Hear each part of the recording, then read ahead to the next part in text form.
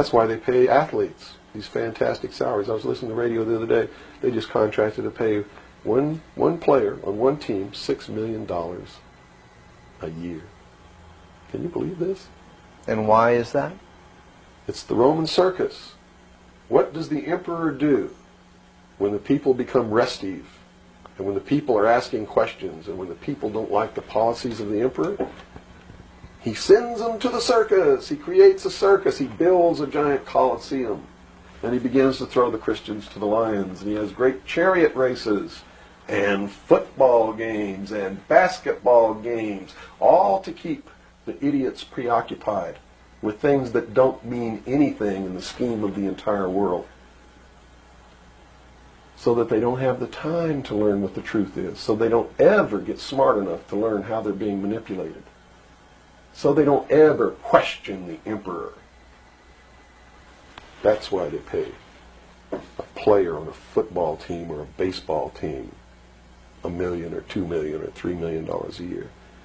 It is the Roman circus. I know men who don't know anything in the world except who plays third base for the Mets. And they think that's a great accomplishment. And they meet and pat each other on the back and bond and go have cocktails and talk about what this guy that plays third base for the Mets did in last night's game.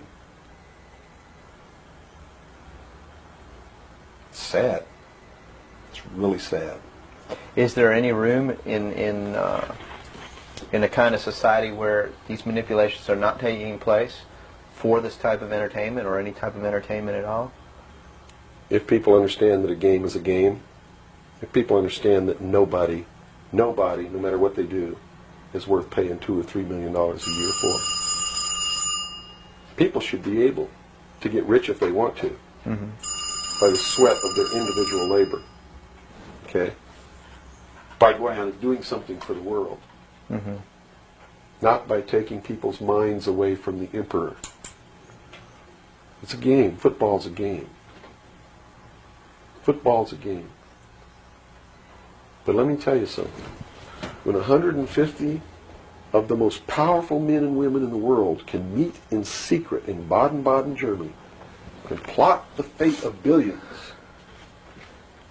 and nobody even cares about it, but 6 football players go to lunch together, and it's in the headlines across the country, you have a reflection of the society in which that exists.